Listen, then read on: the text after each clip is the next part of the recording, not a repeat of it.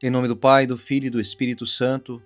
Amém. Amado irmão, querida irmã, é uma alegria estar com você nesta sexta-feira, dia 20 de fevereiro, vivendo a profundidade desse tempo de Quaresma, na nossa grande jornada de preparação para a Páscoa.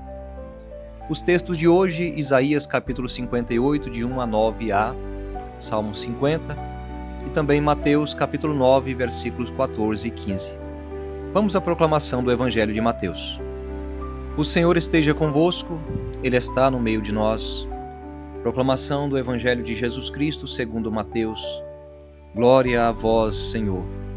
Naquele tempo, os discípulos de João aproximaram-se de Jesus e perguntaram: Por que razão nós e os fariseus praticamos jejuns, mas os teus discípulos não? Disse-lhes Jesus: Por acaso os amigos do noivo podem estar de luto enquanto o noivo está com eles? Dias virão em que o noivo será tirado do meio deles. Então sim, eles jejuarão. Palavra da salvação. Glória a vós, Senhor. Amado irmão, querida irmã, você que é novo aqui no canal, peço a você que se inscreva, ative o sininho das notificações e desse modo, sempre quando postarmos a homilia diária, o YouTube te recomenda esse conteúdo e te lembra para que você possa acompanhar conosco a palavra. Pois bem, estamos na sexta-feira após as cinzas, mal iniciamos a Quaresma e a palavra já nos coloca diante de uma grande pergunta. Que tipo de jejum estamos vivendo? Na primeira leitura, o profeta Isaías é contundente. O povo jejua, mas continua brigando, oprimindo, explorando. E Deus pergunta: é este o jejum que eu aprecio? A palavra hebraica para jejum é tzom, que significa privação voluntária. Mas a grande questão é, privação de quê? Daí podemos trazer a definição sobre o que é o jejum.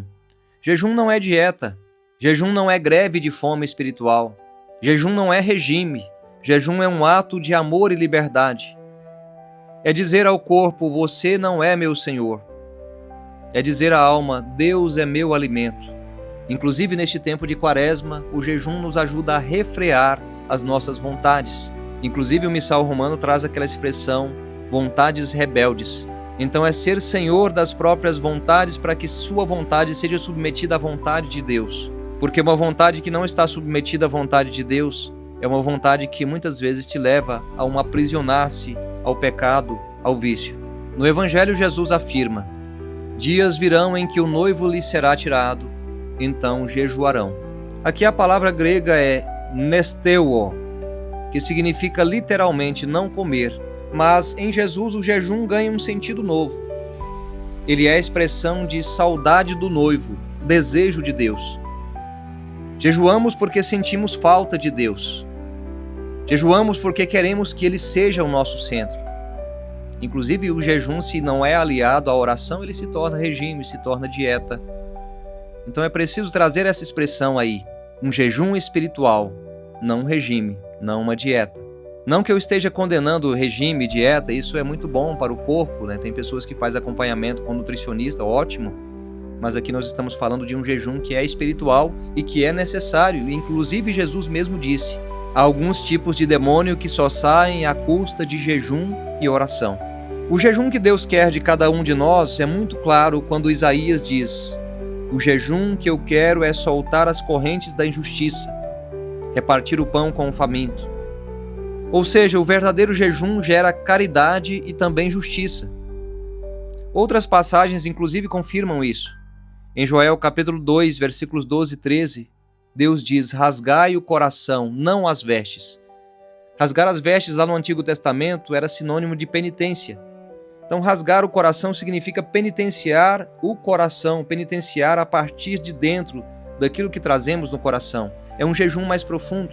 Podemos ainda dizer que o jejum ele tem 3 dimensões consigo. Uma dimensão ascética, que trabalha esse domínio de si, das suas vontades. Também tem uma dimensão espiritual que ele nos abre para Deus, então ele provoca essa abertura a Deus. E também, claro, uma dimensão social, a partilha com aquele que não tem, a partilha com os mais pobres, unir também o nosso sofrimento àqueles que nada têm. Se eu deixo de comer, mas não deixo de fofocar, se deixo de comer carne, mas não deixo a maldade, será que de fato isso é jejum? Faça jejum, mas ao mesmo tempo que o seu jejum seja mais profundo, não só de aparência externa. O jejum obrigatório da Igreja. A Igreja, como mãe e mestra, nos orienta, segundo o Código de Direito Canônico, Cânon 1251.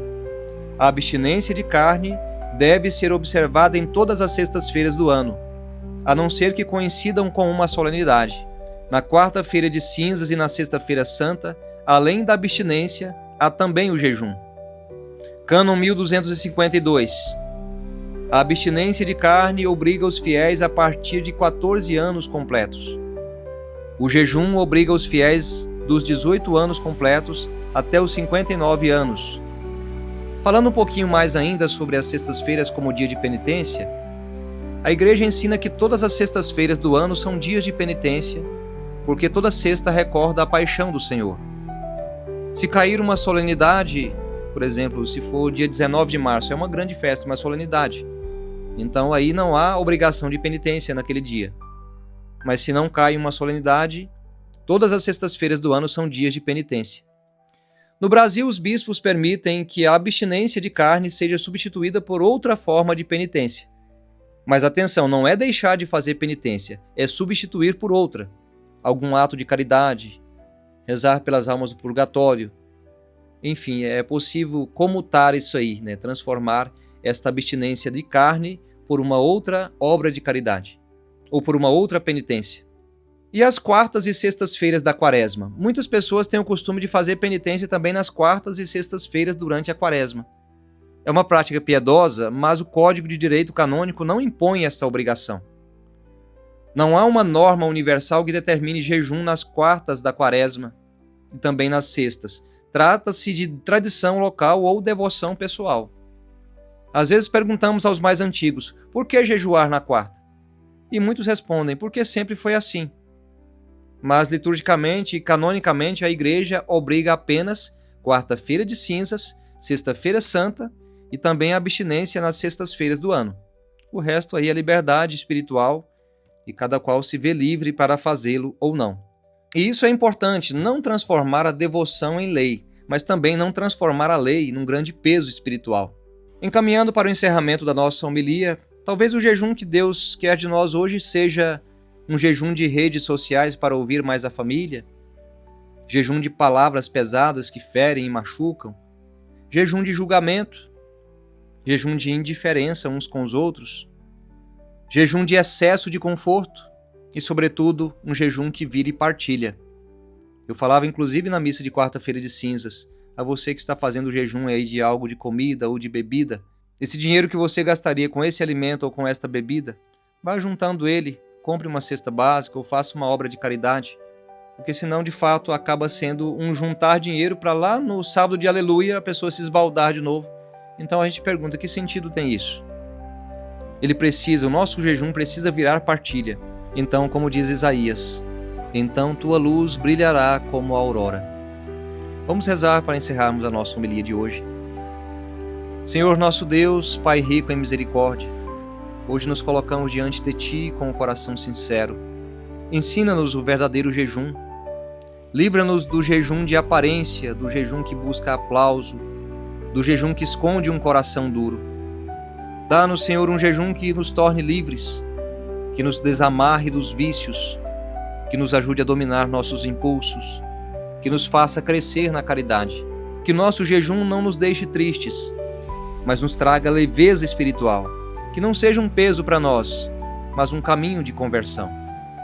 Ensina-nos, Senhor, a viver com fidelidade a disciplina da Igreja, com amor e consciência, não por obrigação fria, mas por amor àquele que jejuou por nós e entregou a sua vida na cruz. Obrigado, Senhor. Amém. Amém, amado irmão, querida irmã. Deixe aí o seu comentário, ou se não, coloque aí esta palavra: Senhor, me ajude a jejuar de palavras que ferem.